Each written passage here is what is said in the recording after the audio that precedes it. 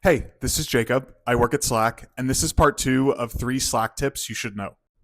The first one's about your Slack theme. So, your theme is simply the series of colors that you've chosen to make up your Slack instance. It could be the default colors, or maybe you've gone into your preferences to change them to a custom set of colors.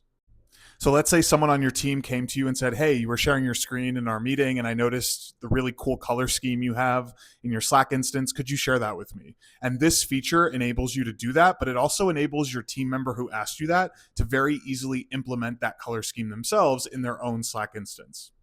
So after you've followed the directions I've listed above at the top of the screenshot, you're going to paste the series of hex codes into your message composer. The hex codes are just codes for every color that you used, and you're going to send it. And notice when you send that message, it shows the list of colors in little samples, but it also has a button below that that says apply Slack theme. Just ignore the fact that mine's grayed out. I sent it to myself for the purposes of this video.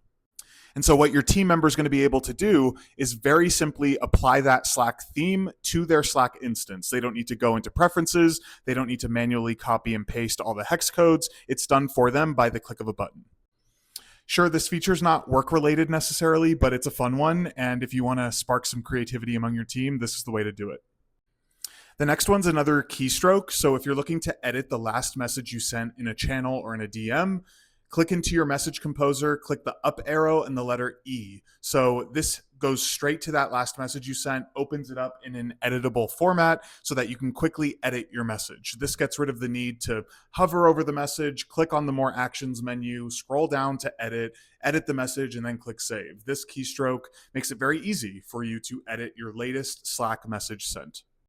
The third one is probably one of my favorites that I use every single day, and that is opening your activity feed in its own window.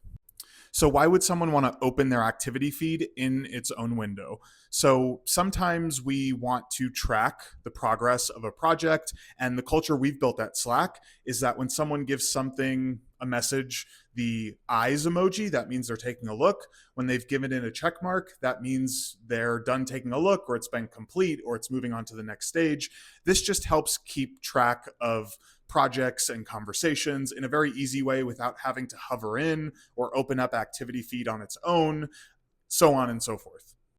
So you'll see here in the screenshot, I've highlighted both the activity section on the left-hand side of the screenshot, which is typical in your far left sidebar, but also I've pointed an arrow to the open in window icon. So you'll see that once you hover over the activity icon on the far left.